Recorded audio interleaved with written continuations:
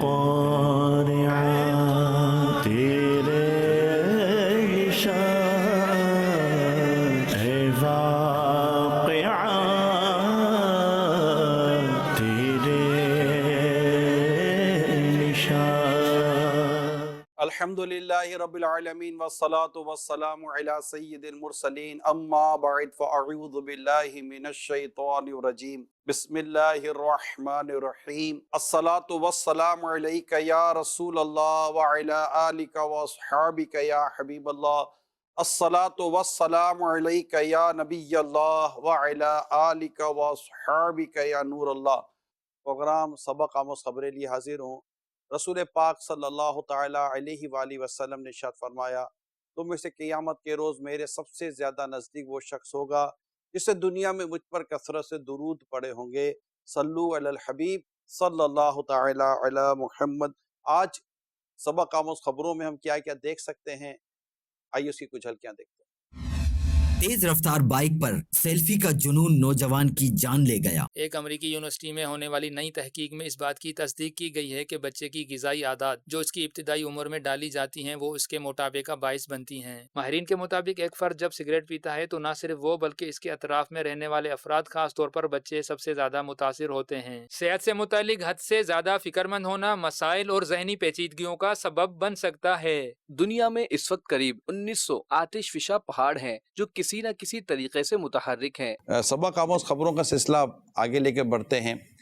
ابھی پچھلے دنوں مجھے کچھ کسی بھی کام سے نکلنے کی ضرورت ہوئی تو گاڑی میں تھا، اتنا عجیب سا تھا کہ میں یوں خود سے جیسے کہ آدمی نہیں کہتا کہ یار یہ موٹر سائیکل والوں کو کیا پرابلم ہے، نہیں نوجوان موٹر سائیکل چلا رہے، مین سڑک ہے، ٹریفک کا روڈ ہے، یہ کوئی میں آپ کو میدان کی بات نہیں کر رہا ہوں، ٹریفک ہے، گاڑی تیز چل بھی نہیں پا رہی ہے، اور ایسے میں موٹر سائیکل والے لڑکے آ رہے ہیں، کوئی یوں لیٹ کر ٹانگیں پیچھے کر وہ جیسے کہ وہ کسی میدان میں چلا رہا ہے یا کسی مقابلے میں چلا رہا ہے، تو کوئی کھڑا ہونے کی کوشش کرتا ہے تو کوئی کیا کرنے کی کوشش کرتا ہے۔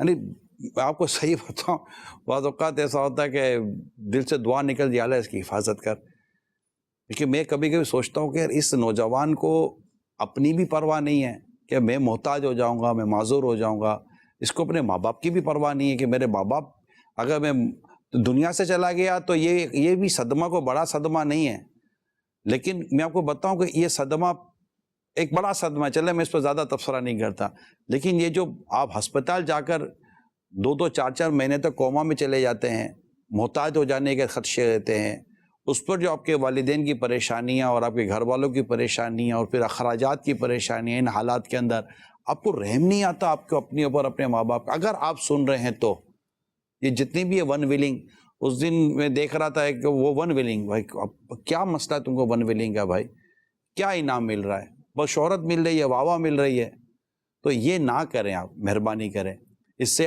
آپ گر سکتے ہیں۔ اچھا آپ کو بھی چوٹ لگے گی، جس کے اوپر گریں گے اس کو بھی چوٹ لگے گی۔ یہ گیدرنگ بدل دیں، یہ تو لوگوں کی لگتا ہے مجھے گیدرنگیں بن گئی ہیں ایسی نوجوانوں کی۔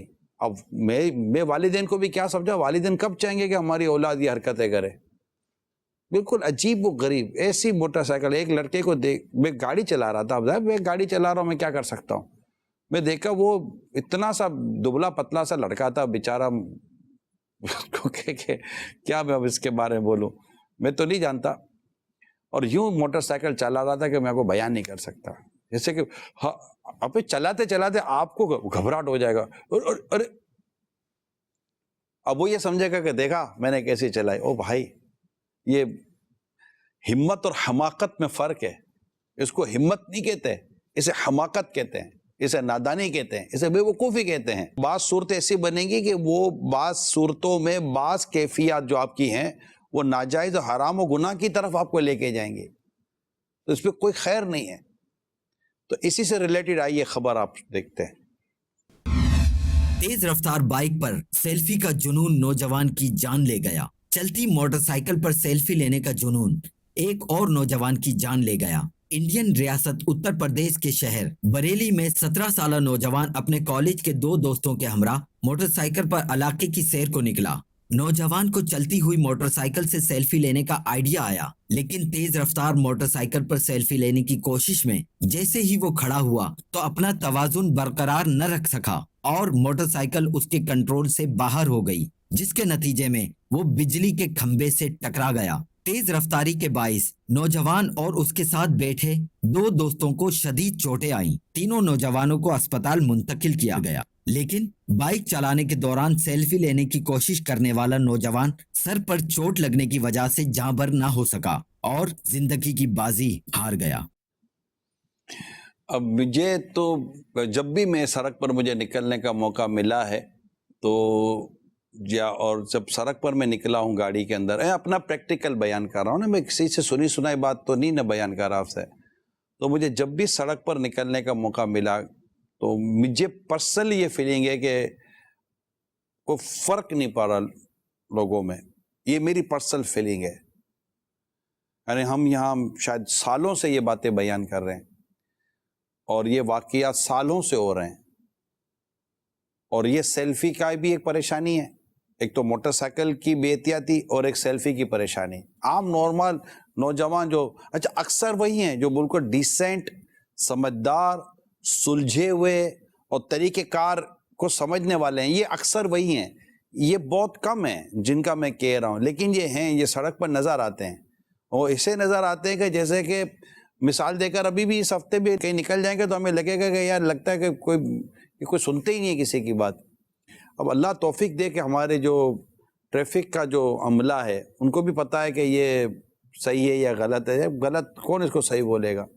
अगर ऐसों को 2-4 दिन के लिए बिठा लिया जाए ना, शरीयत इजाज़त देती हो, मेरी दरख्वास्त है आपसे। मुझे पता नहीं है मेरी आवाज़ भी उन तक पहुँचेगी कि नहीं पहुँचेगी। इनको बिठा लिया जाए ना 2-4 दिन तक, यकीन माने ये ट्रैक भी नहीं बदली करेगा। हाँ, ऐसा सीधा हो जाएगा ये नौजवान, कुछ नहीं करेगा, ये बिल्कुल नॉर्मल गाड़ी चलाएगा ये। और कुछ भी इसके साथ ज़्यादती ना की जाए, इसको मारपीट ना की जाए, कोई, मैं कहता इसको कोई पनिश, कुछ भी ऐसा ना किया जाए। शायद हो सकता है इसके वालिदैन भी इतना ज़्यादा इस पर टेंशन ना ले कि यार चलो 2-4 दिन ये अंदर बैठेगा तो हम तो सुकून से रहेंगे, पता नहीं ये किस तरह की गाड़ियाँ चलाता है। तो ये मेरे वतन अजीज़ से मुझे मोहब्बत है और इसमें अक्सर नौजवानों की है और उनका ये हाल है कि ये बिल्कुल भी हाल है। फिर सेल्फियाँ बना कर। एक दफ़ा मैं कहीं से गुजर रहा था तो गुजरते मेरे देखा एक शख्स एक ऐसी जगह बैठा है कि मतलब कोई आम नॉर्मल आदमी वो जगह क्यों बैठेगा, वजह उसको सेल्फी लेनी थी।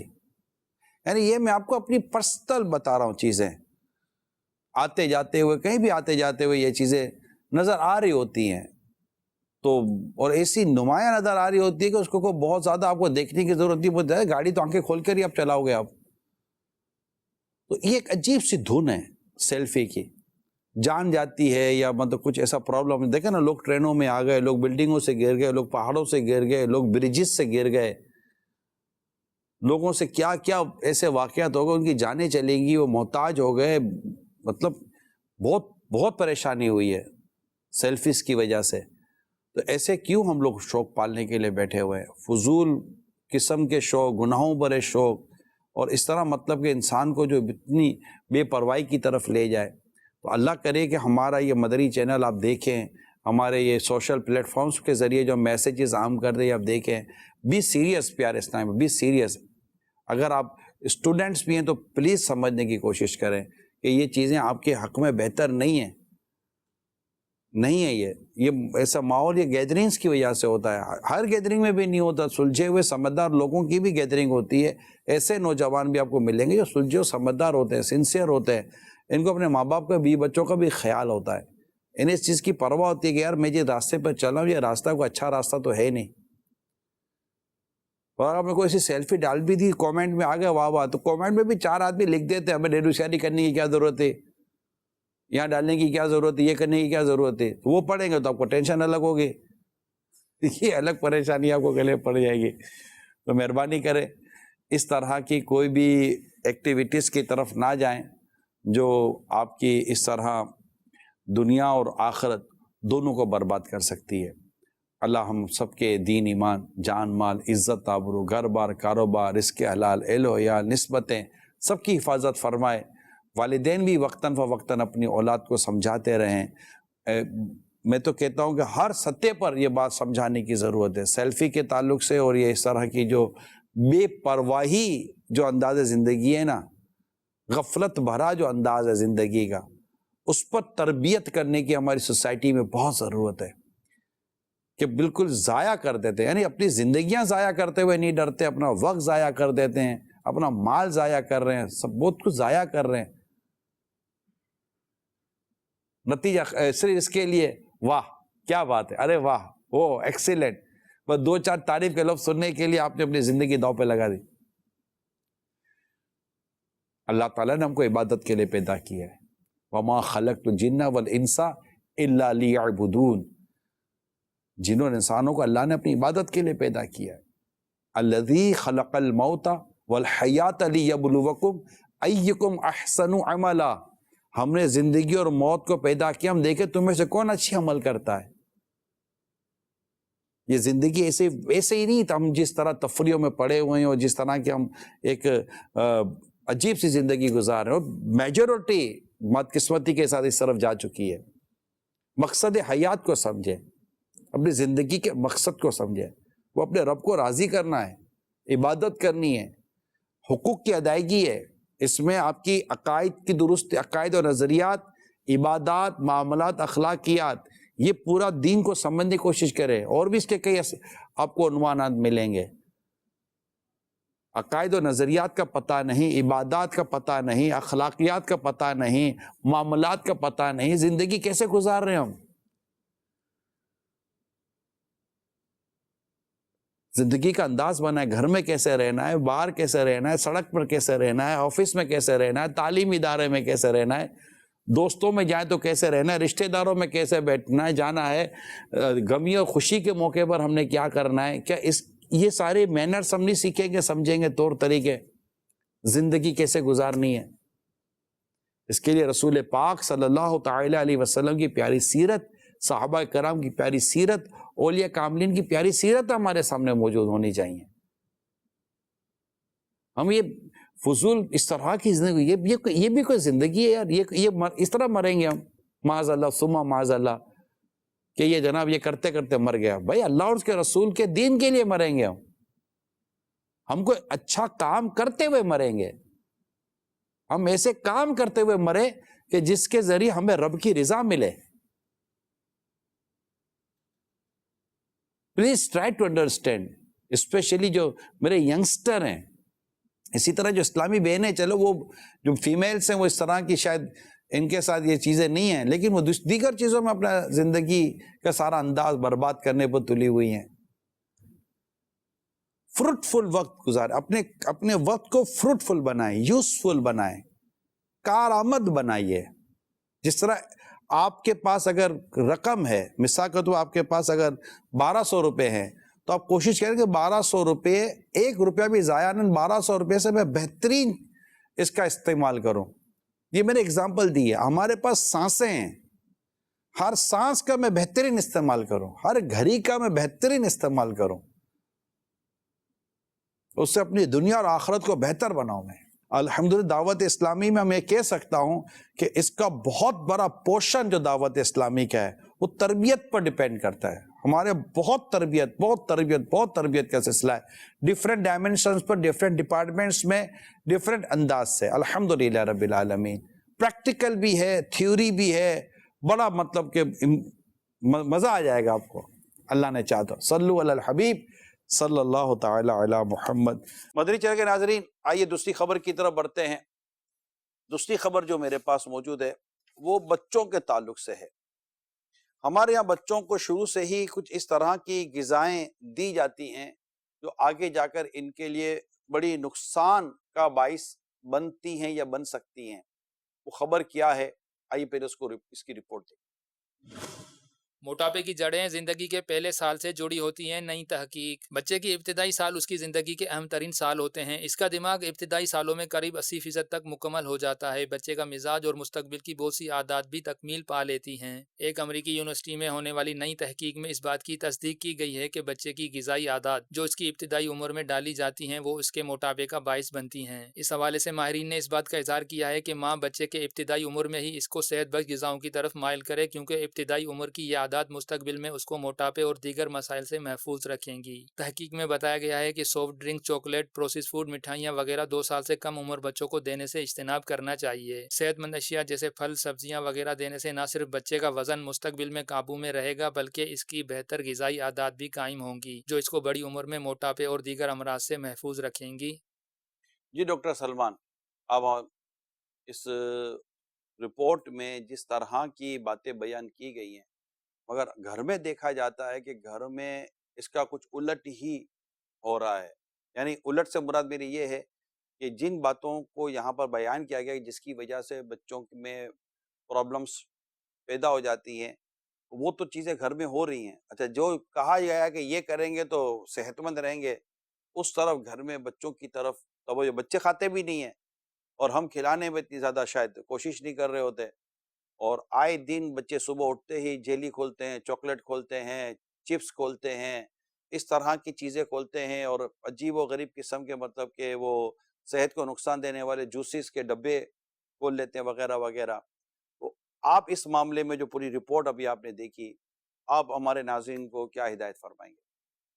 1.6 बिलियन 1.6 बिलियन कितना होता है ये? अब ये 1.6 बिलियन समझ लें 16 1.5 करोड़। अरब। हाँ, कम हो बेश। ये टोटल पॉपुलेशन के अंदर लोग जो हैं ओबेसिटी की तरफ है, यानी मोटापे की तरफ है, और इनकी उम्र 18 साल से कम है। 18 से कम है? एक उसमें से जो 5 साल से कम है वो 640 मिलियन है। 640 मिलियन मिलियन। 6.5 पौने 7 करोड़ कम बेश इस तरह। तो 5 साल से 6 कम, करोड़ से ज्यादा हो गए। ये समझ लें 5 साल से कम का एज ग्रुप है। अब इसमें 2 कैटेगरी होती है कि एक कैटेगरी के कुछ बच्चे पैदाइशी तौर पे होते हैं मोटे, वजन भी ज्यादा होता है। इसमें पहले देखना होता है कि वालिद वालदा या दादी दादा या नानी नाना इनमें फैमिली की हिस्ट्री तो मौजूद नहीं है। अगर किसी में, क्योंकि इसको रूल आउट करना भी बहुत जरूरी है माशरे में, कि एक बच्चे की फैमिली के अंदर जेनेटिक प्रीडिस्पोजिशन होती है कि जेनेटिकली तौर पे उसके अंदर टेंडेंसी होती है, कुछ मेटाबॉलिक सिंड्रोम होते हैं, जैसे कोलेस्ट्रॉल उसका बचपन में डिस्टर्ब हो सकता है और लिपिड भी उसका बचपन में ही डिस्टर्ब हो सकता है। इसमें बच्चे का कोई कसूर नहीं है।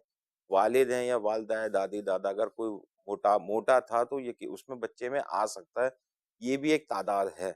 अब ये बच्चा ना खाए तब भी ये मोटा ही होता है, और ये जब बड़ा हो रहा होता है तो माशरे के अंदर बहुत सारी चीजें फेस कर रहा होता है। यकीनन इस बच्चे को मोटा बोला जाता है और बहुत ज्यादा इसको क्रिटिसाइज भी किया जाता है। तो क्योंकि यकीनन गलत ही है। एक इसमें जो लिंक जो लिखा हुआ है कि इसका मोटापा डायरेक्ट लिंक करता है टू एंजाइटी के डिसऑर्डर से, यानी बच्चे को एंजाइटी हो जाती है लाइफ टाइम, यानी वो जिंदगी भर हमेशा वो परेशान और घबराहट, परेशान, घबराहट लोगों में से भागना, बिहेवियर में चेंजेस, तो लोगों से साइकोलॉजिकल। मिलेगा जुलेगा नहीं कि लोग उसको 4 बातें सुनाएंगे। ये तो वो कैटेगरी हो गई जिसमें फैमिली हिस्ट्री मौजूद है। ठीक है। एक उसको तो हम रूल आउट कर देते हैं। इसमें वालिदैन को तवज्जो देनी होगी कि डॉक्टर से चेकअप करा लें फौरी तौर पे, ताकि ये इसकी जल्दी तशखीस हो जाए और इसकी मैनेज हो जाए केस। यानी ये उस वक्त पता चल सकता है कि जब बच्चे की विलादत हुई है, पैदाइश हुई है, birth at the time of birth, उसका जब वेट किया जाता है, तो अगर वेट प्रैक्टिस से अभी जैसे जिसके वालदा है, अगर वो पैदाइश से पहले अगर उसको डायबिटिक हो गए, जेस्टेशनल डायबिटीज कहला जाती है, तो इसकी जो औलाद अगर पैदा हुई तो मुमकिन सूरतों में इसका वजन डायबिटिक, ज्यादा। ज़ियाबितीस और शुगर, ये तीनों एक ही का नाम है या अलग अलग है? डायबिटिक, ज़ियाबितीस और शुगर ये तीनों एक ही हैं। सही वर्ड जो है डायबिटिक ही है इंग्लिश में, वो ज़ियाबितीस उर्दू में बोल देते हैं। शुगर वो इसके अंदर खून में आ रही होती है तो इसलिए वो शुगर वर्ड बोल दिया जाता है। मतलब ये है तीनों एक ही तीनों नाम? एक ही हैं। ओके। तो फीमेल वालदा को अगर ड्यूरिंग प्रेगनेंसी जेस्टेशनल डायबिटीज कहलाती है, अगर हो गई तो बच्चे का चांस होता है कि ओवरवेट बच्चा इनका पैदा हो। ठीक। एक ये तो तो माँ ऐसा को चाहिए कि अपने आप को शुगर की बीमारी से बचा कर रखे। वालदा को तो अब ड्यूरिंग पूरे 9 महीने हर तरह की डाइट का बहुत अच्छा ख्याल रखना ठीक है। ज़रूरी होता है, मॉनिटर करना होता है। नहीं मॉनिटर होता तो उसकी कॉम्प्लिकेशन बच्चे में भी आ जाती है। एक कैटेगरी है, दूसरी कैटेगरी वो है जो सेल्फ इंड्यूस्ड है। डब्ल्यूएचओ ने 2018 से लेके 2030 तक ये स्लोगन दिया है कि more active people for more healthier world. जितने एक्टिव लोग होंगे उतनी हेल्दी सोसाइटी होगी। सेहतमंद माशरा बनेगा। ये 2018 से 2030 तक का ये डब्ल्यूएचओ का स्लोगन है ऑन बिहाफ ऑफ दिस दोबारा कह दें, more active people for more healthier people. यानी जितने वर्ल्ड एक्टिव होंगे, अच्छे मसफाल होंगे, फाल होंगे, मसरूफ रहते होंगे, वो होंगे, इतना ही माशरा सेहतमंद रहेगा। सेहतमंद होगा। ये 2018 से 2030 तक का डब्ल्यूएचओ एक का मैसेज है। स्लोगन है जो इन्होंने गवर्नमेंट वगैरह को क्या है इम्प्लीमेंट करें ताकि लोगों में एक्टिविटी बढ़े। ओके, तो अब ये जो कैटेगरी अब जिस पे अब डिस्कशन हम करेंगे जिस बच्चे की ग़िज़ा पैदाइश के फौरन बाद जो है कि बच्चा जो दूध ले रहा होता है अगर वालिदा का नहीं ले पा रहा तो जो उसका टॉप फीड शुरू किया जाता है। तो जैसे वो फॉर्मुलेटेड मिल्क जो होता है ये अमूमन ऐसा होता है कि किसी का ने शुरू किया घर में तो वही मिल्क या फॉर्मुलेटेड मिल्क बच्चे को भी शुरू कर दिया गया। ऐसा नहीं होना चाहिए कि पैदाइश के फौरन बाद चाइल्ड स्पेशलिस्ट से कंसल्ट करने के बाद वो उस बच्चे को कौन सी फीड लेनी है, उसका वज़न कितना आ रहा है, उसकी फीड की कितनी रिक्वायरमेंट है, उसको यहाँ से लेके चलना चाहिए। और फिर 6 महीने के बाद बच्चे में खाने-पीने की सलाहियत डेवलप करनी होती है। अब खाना-पीना भी जो इनिशियल सजेस्ट किया जाता है, वो जो होता है कि खिचड़ी है, केला है, नरम ग़िज़ा, घर की बनी हुई। मैक्सिमम डॉक्टर साहब ये कह सकते हैं कि हम बाहर की चीजों से बच्चे को बचा कर रखें। सब ये बाहर अगरचे बड़ों के लिए भी ये बारी बातें कही जा सकती हैं, लेकिन चूंकि हम पर्टिकुलर एक बच्चों पर इस वक्त हम बातचीत कर रहे हैं, तो बच्चों को इन तरह की बाहर की चीजों से हम बचाकर घर के अंदर ही जो कुदरती ग़िज़ाएं हैं, जी, जो जिसको आपने खिचड़ी कह रहे हैं, इसके अलावा और नरम ग़िज़ाएं कह रहे हैं, नरम ग़िज़ा वही अरेंजमेंट करके खिलाना चाहिए। यही खिलाना चाहिए। और दूसरा ऐसे अभी चूँकि अब जो जनरेशन है ना, अब ये जो ग्रो करेगी या आएगी या होगी, तो इनके लिए अब जो प्रोसेस्ड फूड मार्केट में बहुत ज़्यादा अवेलेबल ये बना बनाया खाना खाना मिलता बना इनका ओके, अवेलेबल है तो इजीली कुक्ड हो जाता है, इजीली। घर में इतनी परेशानी नहीं होती, बाहर से लिया, डब्बी खोली और डब्बा खोला और दे दिया। तो अब इस पे तवज्जो दिलानी थी। ये लोग ये अगर इनमें प्रॉब्लम अगर ओबेसिटी ओबेसिटी और वज़न का बढ़ना टोटल अलग चीज़ है। वज़न बढ़ना इज़ डिफरेंट, ओबेसिटी होना वो टोटली डिफरेंट है।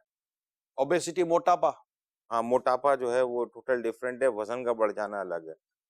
तो इसमें भी बहुत वैरायटी है, थोड़ा इसमें डिटेल में जाना पड़ेगा, लेकिन लुब-ए-लुबाब समझाने की नीयत ये है कि शुरू से ही अगर डाइट यानी का हर हर वेट वाले का पेट हो, ये जरूरी नहीं है, नहीं है। मगर हर पेट वाले का वेट जरूर होता है।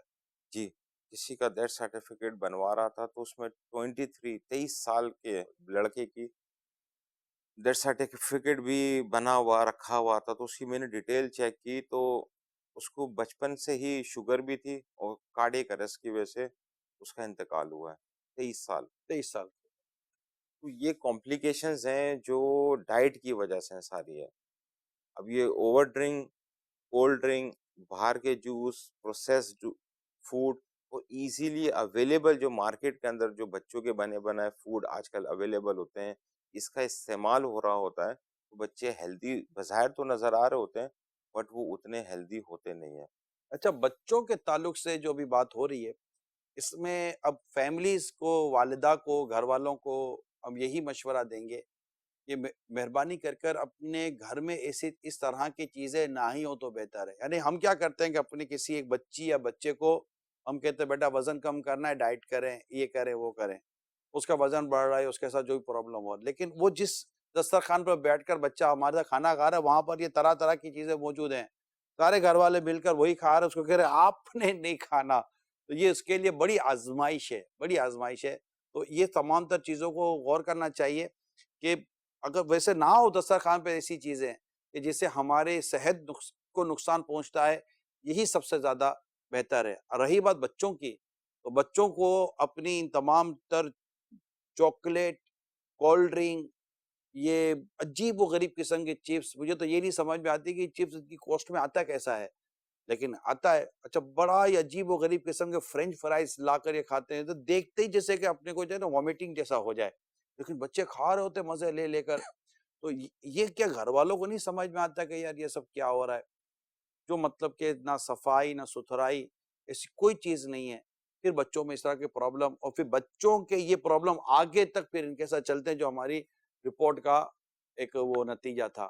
تو مہربانی کر اپنی ان تمام تر جو گھر کی عادتیں ہیں بچوں کے ساتھ جو ہم نے کی ہیں, کہ بچہ شروع سے ہی ان چیزوں کا عادی بن جاتا ہے. آپ کہتے ہیں بچہ رہتا نہیں ہے, بچہ روتا ہے تو اس کو الٹرنیٹ دیں, اس کی عادت نکل جائے گی. اگر آپ اس کو روتا ہوا دے دیں گے یہ چیزیں جس کے لیے رو رہا ہے, تو پھر یہ جو آگے جا کر روئے گا نا, اور پھر اس کی وجہ سے جو آپ اور ہم روئیں گے اس کا معاملہ کچھ ہو رہی ہے.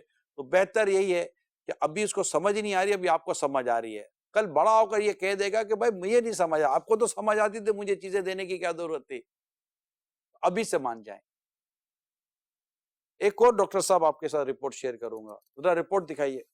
WHO کے مطابق دنیا میں 29% مرد اور 9% عورتیں تمباکو نوشی کرتے ہیں. ماہرین کے مطابق ایک فرد جب سگریٹ پیتا ہے تو نہ صرف وہ بلکہ اس کے اطراف میں رہنے والے افراد, خاص طور پر بچے, سب سے زیادہ متاثر ہوتے ہیں. ماہرین کا کہنا ہے کہ تمباکو نوشی کرنے والے کے پھیپھڑے متاثر ہونے کے باعث اس کو کورونا لگنے کے امکانات 50% زیادہ ہوتے ہیں. ماہرین نے حکومت سے اپیل کی ہے کہ ملک میں 18 سال سے کم عمر بچوں کو سگریٹ بیچنے پر پابندی کو یقینی بنائیں اور ملک کے مستقبل کو صحت مند اور محفوظ بنائیں. دنیا میں یومیہ 18 ارب سگریٹ فروخت ہوتے ہیں, جبکہ پاکستان میں 1 ارب 60 کروڑ 70 لاکھ سگریٹ فروخت ہوتے ہیں. جبکہ دنیا بھر میں منہ اور گلے کے کینسر کے کیسز میں بھی بہت اضافہ ہوا ہے. واضح رہے کہ سگریٹ نوشی کے باعث دنیا بھر میں سالانہ 80 لاکھ اموات ہوتی ہیں.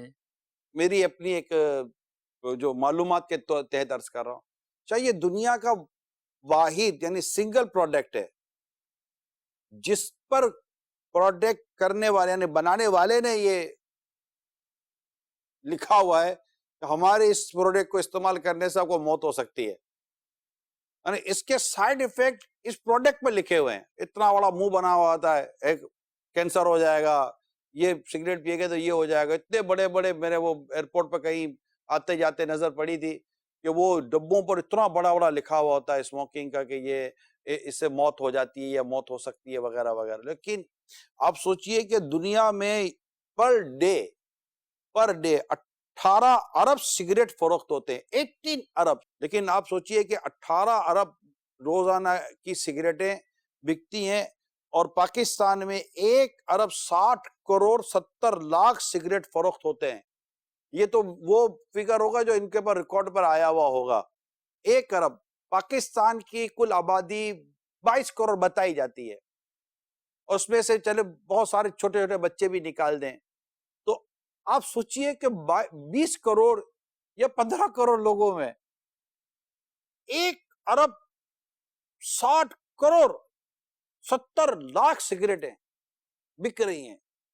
اور اس کے علاوہ جب دنیا بھر میں منہ اور گلے کے کینسر کے کیسز میں بھی بہت اضافہ ہو رہا ہے, واضح ہے کہ سگریٹ نوشی کے بعد دنیا میں سالانہ 80 لاکھ اموات ہوتی ہیں. یہ پورا جو فیکٹس اینڈ فگر آپ کے سامنے بیان کیا, جو ہمارے کو جو ملا وہ ہم نے آپ تک پہنچایا. سچ جھوٹ اللہ ہی بہتر جانتا ہے. لیکن یہ بکنا بند نہیں ہوتی, اس کی سیل بند نہیں ہوتی. میری ایک اپنی پرسنل مشورہ ہے جو بھی اتھارٹیز ہیں, اول تو یہ کہ کسی صورت لوگوں کو اس سے روکا جائے, کیونکہ اس کے نقصان ہی نقصان ہے. مزید انشاءاللہ ڈاکٹر سلمان سے بھی اس کا کچھ فیڈ بیک لیں گے.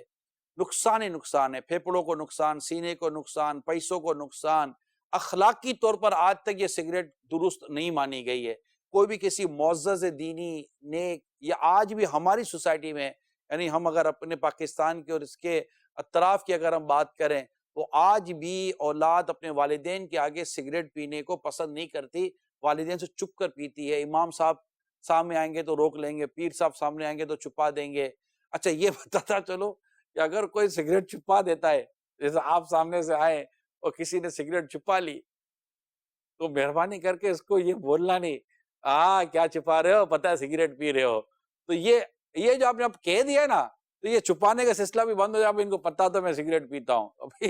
اگر یہ بھی ایک کچھ بھی ہے, کوئی رسپیکٹ کا ایک تو انداز تو ہے کہ یار یہ آپ کی عزت کر رہا ہے اور آپ کے سامنے سگریٹ چھپا رہا ہے. مگر یہاں میں یہ بتا رہا ہوں کہ کیوں آپ سگریٹ چھپا رہے ہیں, کیونکہ آپ خود جانتے ہیں کہ یہ سگریٹ پینا اچھی عادت نہیں ہے. مسجد میں کون سگریٹ پیتا ہے؟ بلکہ اب تو ایئرپورٹ پہ جاؤ نا, یہ بھی کمال ہے, تماشا ہے. یہ سگریٹ والوں کے لیے بڑی عبرت کی بات بیان کر رہا ہوں. ابھی آپ سگریٹ, یہ جو آپ ایئرپورٹ پہ جائیں تو بڑے بڑے ایئرپورٹس پر اس وقت اسموکنگ کے ایریاز الگ بنائے ہوئے ہیں. سگریٹ پینی ہے اندر چلے جاؤ, ادھر سگریٹ پینے کی اجازت نہیں ہے, کیونکہ آپ کی وجہ سے لوگوں کی صحت برباد ہوگی. الگ ان کے کاؤنٹ, ان کے کیبینیں الگ بنی ہوئی ہیں, کیبینوں میں جا کے سگریٹ پیو. باہر سگریٹ پینے کی اجازت نہیں ہے, جہاز میں سگریٹ پینے کی اجازت نہیں ہے, بہت ساری جگہ پہ سگریٹ پینے کی اجازت پھر بھی نہیں ہے. اور مسلمان مسجد میں کہاں سگریٹ پیتا ہے؟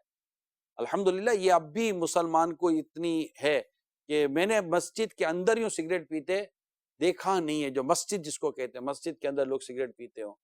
تو یہ بری عادت ہے, بد اخلاقی ہے, اس کو چھوڑ دینا چاہیے. پیسے برباد ہوتے ہیں, صحت برباد ہوتی ہے, بہت کچھ اس کے نقصانات ہیں. پھر ڈاکٹر صاحب جو لوگ گھر میں سگریٹ پیتے ہیں اس کے کیا کیا اثرات مرتب ہوتے ہیں؟ ایسے اس کو گھر میں پیتے ہیں, باہر پیتے ہیں, یا کسی انوائرمنٹ میں پیتے ہیں, تو ایک تو ماحولیاتی آلودگی میں یہ اضافہ کرتے ہیں. ایک سیکنڈ جو ہے اس کو بولتے ہیں پیسو اسموکنگ.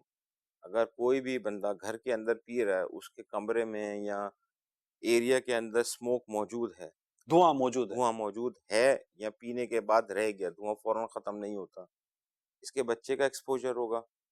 اس کے گھر میں جتنے بھی لوگ ہوں گے, سگریٹ کے دھوئیں کے اندر جتنے کارسینوجینک کیمیکل ہوتے ہیں, کارسینوجینک کیمیکل سے مطلب یہ ہے کہ وہ کیمیکل جو کینسر کسی بھی قسم کا پیدا کرنے کی صلاحیت رکھتے ہیں, تو اس کی بہت لمبی لسٹ ہے, کیمیکلز کی تعداد ہے کہ یہ سارے کیمیکل کا ایکسپوجر ہونے کا رسک ہے.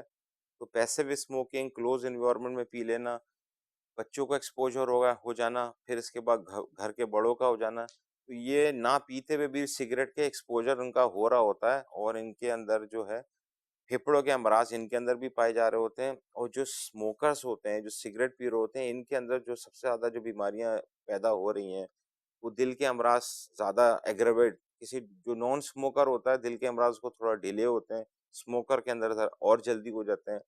پھر پلس لائف لانگ ان کے جو پھیپھڑے ہوتے ہیں, اگر 55-60 سال کی ایج میں اس کو کوئی کمپلیکیشن ہو جاتی ہے, اکثر پیشنٹ ایسے ہیں کہ ان کو ڈیورنگ دا سرجری یا before the surgery check up وغیرہ ہوتا ہے, تو پتہ لگتا ہے کہ ان کے لنگس کا ایک سائڈ کولیپسڈ ہے.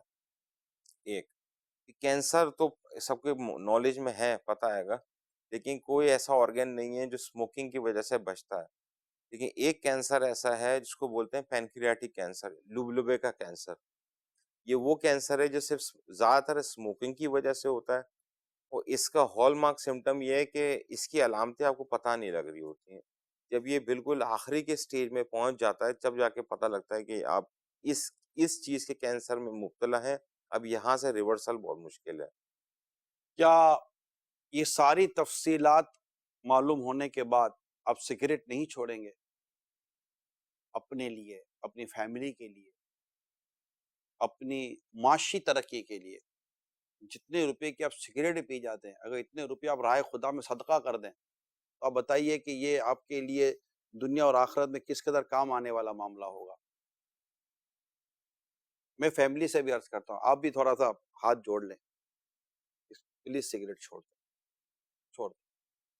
یہ سگریٹ کے عادی ہوتے ہیں جنہیں بعض اوقات, میں یہ ایک اندازہ سے عرض کر رہا ہوں, جنہیں پھر آگے چرس اور دیگر نشے کی عادت پڑ جاتی ہے. جب جس سے سگریٹ ہی نہیں پی ہوتی نا, آپ کو نارملی وہ اس لت میں پڑے ہوئے ملیں گے نہیں.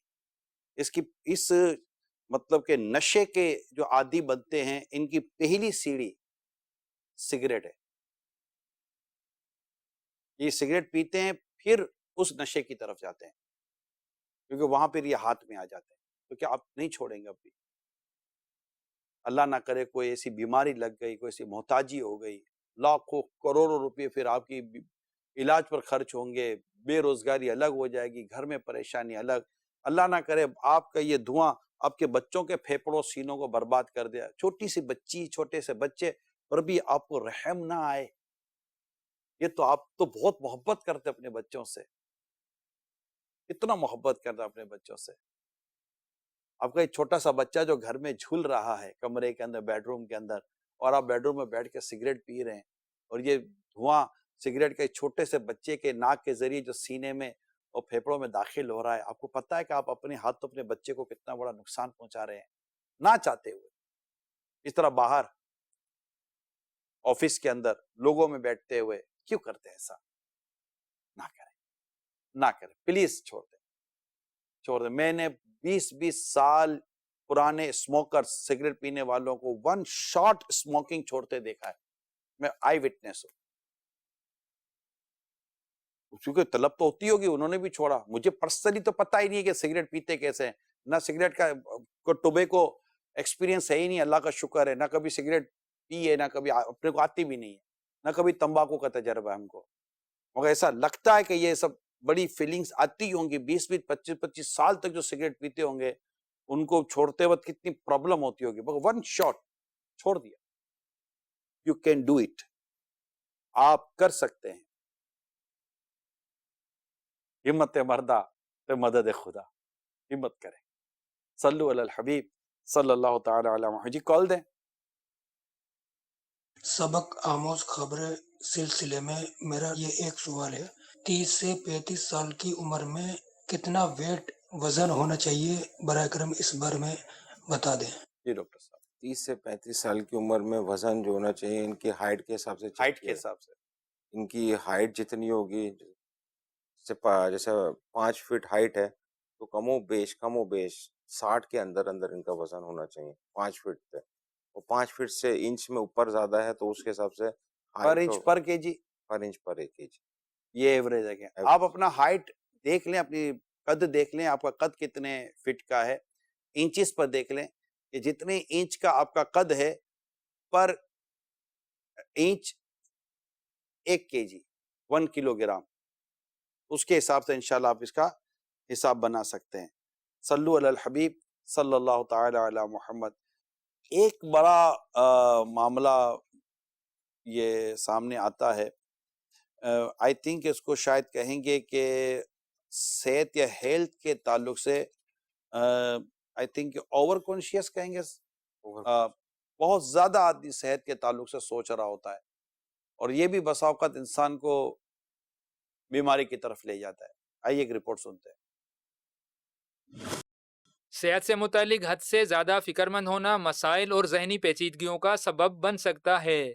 صحت کے متعلق فکر مند ہونا اچھی بات ہے. انسان کو اپنے اندر آنے والی علامات کو سنجیدگی سے لینا چاہیے، لیکن ایک حد سے زیادہ فکر اور اندیشے آپ کو مزید مسائل اور بیماریوں میں مبتلا کر سکتے ہیں. ہمارے ذہنوں میں صحت سے متعلق آنے والا ہر خیال اور سوچ ضروری نہیں کہ سچ اور حقیقت ہو. لوگ معمولی سی علامات کو بھی بڑی بیماری سے جوڑ کر فکر مند ہو جاتے ہیں، جس سے ان کے ذہن پر دباؤ پڑتا ہے اور وہ ڈپریشن، ہائی بلڈ پریشر اور دل کے امراض کا شکار ہو سکتے ہیں. بعض افراد کسی اور کی بیماری یا علامات کے متعلق جان کر اپنے اندر ان علامات کو تلاش کرنا شروع کر دیتے ہیں. پھر ایسے افراد بعض اوقات بیجا ادویات اور سپلیمنٹ کا از خود استعمال شروع کر دیتے ہیں، جس کے سائیڈ ایفیکٹس ان کو ذہنی مسائل یا کسی مرض میں مبتلا کرنے کا سبب بن سکتے ہیں. اس طرح کی صورتحال میں کیسے پتہ لگایا جائے، بیماری اور گمان میں کیسے فرق کیا جائے؟ تو اس کے لیے کسی بھی علامت کی خود سے تشخیص کرنے کے بجائے ڈاکٹر سے مشورہ کیا جائے اور درست چیک اپ کروایا جائے. مختلف بیماریوں کی علامات ایک جیسی ہوتی ہیں، جس کے سبب غلط فہمی کا شکار نہیں ہونا چاہیے، کیونکہ معمولی فرق کے ساتھ مرض کچھ کا کچھ ہوتا ہے. اچھا سوچیں، اچھا کریں، اچھے کی امید رکھیں. اچھا سوچیں، اچھا کریں، اچھے کی امید رکھیں. ہمارے ساتھ ڈاکٹر زیرک بھی ہیں. انشاءاللہ اس پروگرام میں ہم ان سے کچھ رائے لیں گے جو اس وقت آپ نے رپورٹ دیکھی ہے، اور ڈاکٹر سلمان بھی ہمارے ساتھی ہیں. میں نے جن ڈاکٹروں سے اس معاملے میں جو معلومات حاصل کی ہے وہ یہ کہتے ہیں کہ بار بار بلڈ پریشر چیک نہ کیا جائے. ایک بہت ہی ریئر سچویشن میں جب ڈاکٹر کی طرف سے آپ کو ریکمنڈیشن ہو، سجیشن ہو یا آپ اتنی دیر کے بعد بلڈ پریشر چیک کریں تو وہ ایک ڈیو ٹو ڈیزیز پرابلم کی وجہ سے ہے. ادروائز بار بار یہ نہ کیا جائے، بار بار یہ نہ کیا جائے، یعنی کہ مینٹلی طور پر ایسا نہ ہو کہ آدمی پھر اس کا عادی ہو جاتا ہے. ڈاکٹر زیرک آپ بتائیے، کیا یہ جو پرابلم ابھی رپورٹ بتائی گئی ہے اس کا بھی کوئی نفسیات سے تعلق ہے؟ اب تو یہ نا کہ اب جو بھی کچھ ہو جائے نا، زیادہ بخار بھی آتا ہے تو لوگ نفسیاتی ڈاکٹر کے پاس چلے جاتے ہیں. آپ لوگوں نے بھی کام بھی ٹھیک ٹھاک، آپ نفسیاتی ڈاکٹر والے ہو نہیں، آپ لوگوں نے بھی لوگوں کی نفسیات کے ساتھ ٹھیک ٹھاک کام تو کیا ہوا ہے. یہ جو رپورٹ میں علامات بیان کی گئی ہیں صحت کے حوالے سے، غیر ضروری طور پر پریشان ہونا اور وہ بیماری جو آپ کے اندر نہیں اس کے حوالے سے سوچنا، یہ واقعی ایک بہت بڑا چیلنجنگ یعنی کہ چیلنجنگ مریض ہوتے ہیں ایسے ڈاکٹروں کے لیے، کیونکہ ڈاکٹروں کو سمجھ بھی نہیں آ رہی ہوتی، ٹیسٹ کرواتے ہیں، انویسٹیگیشنز ہوتی ہیں، سب کچھ نارمل آتا ہے، پھر بھی مریض کہتا ہے کہ میرے اندر یہ پرابلمز ہے، اور پہلے آپ نفسیات کی طرف جا بھی نہیں سکتے جب تک کہ بیسک انویسٹیگیشن کر کے آپ رول آؤٹ نہ کریں کہ نہیں ایسی کوئی چیز نہیں ہے۔ اور پھر جب ٹیسٹ وغیرہ یا انویسٹیگیشن سب نارمل ہوتی ہیں تو پھر یہ واقعی ایک پرٹیکولر جو ہے وہ نفسیاتی مرض ہے، ہائپوکونڈرائسس اس کو کہتے ہیں، کہ خواہ مخواہ جو ہے وہ آپ سوچتے ہیں، اور اس حوالے سے یہ بہت مشکل ہوتا ہے ایسے مریضوں کو ہینڈل کرنا ماہرین نفسیات کے لیے بھی۔ اور اس کا جیسے رپورٹ میں بھی مینشن کیا گیا تھا کہ ہر وقت وری کرنے کے حوالے سے ہماری باڈی جو بھی ہماری تھوٹس ہوتی ہیں، منفی تھوٹس ہو گئی یا پریشانی ہو گئی یا انگزائٹی جس کو بولتے ہیں، تو یہ ہمارے جسم کے اندر ہارمونز اور کیمیکل ریلیز کرتی ہے جس کو ہم سٹریس ہارمونز کہتے ہیں، ایڈرینلن وغیرہ، نور ایڈرینلن۔ اب ان کا جسم پر اثر کیا ہوتا ہے کہ آپ کے پٹھے جو ہے وہ کھچے رہتے ہیں، آپ کا ہارٹ ریٹ جو ہے وہ تیز ہوتا ہے، اسی طرح آپ کی خون کی نالیاں جو ہیں وہ سکڑتی ہیں۔ اب اس کی وجہ سے کیا ہوتا ہے کہ آپ کو بلڈ پریشر کی بیماری بھی ہو سکتی ہے، ہارٹ اٹیک کی پرابلم بھی ہو سکتی ہے، اور پھر پٹھے کھچے رہنے کی وجہ سے سر کا درد بھی ہوتا ہے، بندہ ڈپریشن میں بھی چلا جاتا ہے، نیند بھی صحیح طرح سے نہیں آتی، اور اسی طرح جو ہے وہ امیون سسٹم بھی کمزور ہو جاتا ہے۔ تو اس کا ظاہر ہے میں تو اللہ تعالیٰ سے دعا کرنی چاہیے کہ اللہ تعالیٰ جو ہے وہ کسی کو اس طرح کی بیماری نہ لگائے، اس سے محفوظ رہے، لیکن بہت کچھ انسان کی اپنی سوچ پر بھی ہوتا ہے، اور اس کا اگر نفسیاتی تجزیہ کیا جائے تو کئی جو ہے وہ روٹ کوز یا روٹ پرابلمز یہ بچپن سے شروع ہوتی ہیں۔ بعض دفعہ آپ کی جو ہے وہ کچھ نیڈز پوری نہیں ہوتی، یا گھر کا ماحول اچھا نہیں ہوتا، یا بعض دفعہ کیا ہوتا ہے کہ اس طرح کی بیماریاں فیملی میں رن کر رہی ہوتی ہیں، یا والد صاحب کو اس طرح کی کوئی بیماری ہوتی ہے، یا والدہ صاحبہ کو ہوتی ہے، وہ پھر آگے بچے جو ہے وہ اسی یعنی کہ جینیٹیکلی بھی ٹرانسفر ہو سکتی ہے، اور بعض دفعہ دیکھ کر بھی جو ہے وہ اس کا اثر پڑتا ہے۔ تو یہ کچھ مدنی پھول تھے اس حوالے سے۔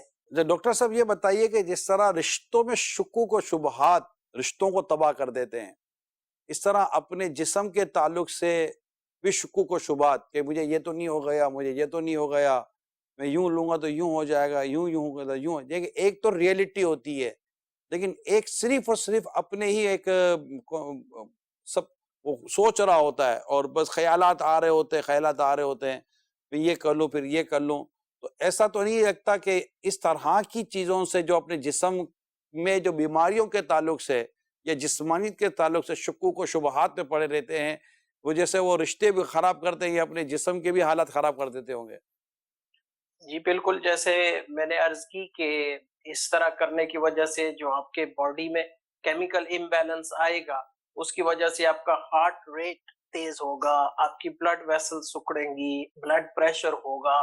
تو اب یہ وہ چیزیں ہیں کہ کیونکہ پھر یہ لانگ ٹرم چلتی رہتی ہے نا، ایک تھوڑے محدود عرصے کے لیے ہو تو بندہ ریکور ہو جاتا ہے، لیکن اس سٹیٹ میں جب آپ ایک لانگ ٹرم رہتے ہیں تو آپ کو باڈی پر بالکل اثر پڑتا ہے، جسمانی طور پر بھی، اور ایسے لوگوں کو پھر ہارٹ اٹیک ہونے کا زیادہ خطرہ ہوتا ہے۔ بلڈ پریشر جو دیکھا جائے تو یہ کڈنی فیلئر کا، گردے فیل ہونے کا سب سے جو ہے وہ بڑا کوز ہے، ہائپرٹینسو نیفروپیتھی اس کو کہتے ہیں۔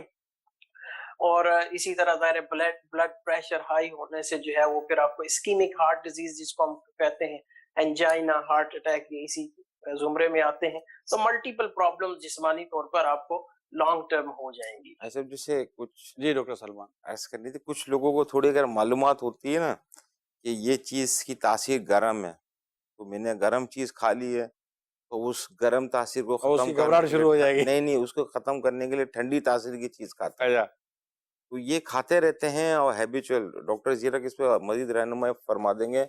فیمیل کے اندر باڈی ڈسمورفک ڈس آرڈر جو ہے وہ کتنا کامن ہے، کہ مطلب ہر وقت یہ اپنے لے کے جو تشویش میں رہتے ہیں کہ وزن بڑھ گیا ہے، موٹاپا ہو گیا ہے، اس کو بیلنس میں رہنا ہے، تو ڈائٹ اور پھر بنج موٹاپے ایٹنگ. سے تو مرد ہو یا عورت ہو بچنا چاہیے. نہیں، اور یہ ایک body میں یہی disorder- عرض کر رہا ہوں کہ وزن کے تعلق سے بندے کو احتیاطی تدابیر ہی رکھنی چاہیے، لیکن اپنے آپ کا اپنا وزن کم کرنے کے چکر میں کمزوریاں پال لینا، پھر بون ڈیزیز کی طرف چلے جانا، بیک پین کی طرف چلے جانا، اس طرح مطلب بہت سارے آنکھیں کمزور ہو جاتی ہیں، دماغ کمزور ہو جاتا ہے، سوچنے کی صلاحیتیں کمزور ہو جاتی ہیں، پھر احساس کمتری الگ پیدا ہونا شروع ہو جاتی ہے، پھر کبھی چہرہ دیکھ کر وہ پریشان ہوگی کہ میرا چہرہ صحیح نہیں ہے تو میری آنکھ صحیح نہیں ہے، میرا چشمہ صحیح نہیں ہے، میرا قد صحیح نہیں ہے تو میرا یوں صحیح نہیں ہے تو میرا یہ صحیح نہیں ہے، میں یہ لے لوں میں وہ لے لوں. 10 آدمی سے مشورہ کریں گی، اور اس میں پھر وہ اتنی مطلب کہ اس میں غیر ضروری،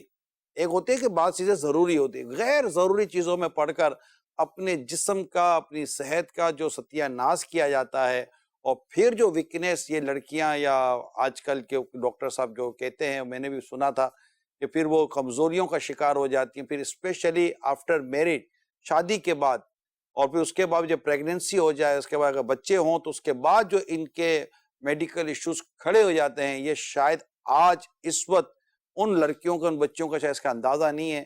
وہ صرف لگتا ہے صرف کسی فیشن یا کسی مطلب گلیمرائز کلچر کے نام پر اپنے آپ کو بہت زیادہ پریشانی میں مبتلا کر رہی ہیں، اور اس کی وجہ سے ایسا نہ ہو کہ انہیں آگے جا کر تکلیف ہو جائے. موٹاپے سے بالکل بچنا ہے، اوبیسٹی سے بالکل بچنا ہے، اس طرح کی دیگر بیماریوں سے بالکل بچنا ہے، لیکن ان بیماریوں سے بچنے کے چکر میں ذہنی مریض بھی تو نہیں نہ بن جانا. کچھ کہیں گے ڈاکٹر زیرک؟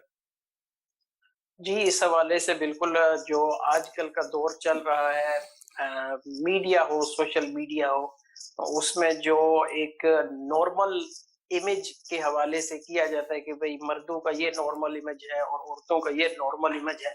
سب سے پہلے تو میں یہ کہوں گا کہ وہ نارمل بھی اب نارمل ہے جو بالخصوص عورتوں کے حوالے سے امیج کریٹ کیا جاتا ہے، وہ نارمل نہیں ہے. میڈیکل پوائنٹ آف ویو سے آپ کے جیسے آپ کی ڈسکشن چل رہی تھی کہ ہائٹ کے حساب سے ویٹ ہونا چاہیے، وہ ہماری باڈی کے تمام سسٹمز کو مینٹین رکھنے کے لیے بہت ضروری ہوتا ہے.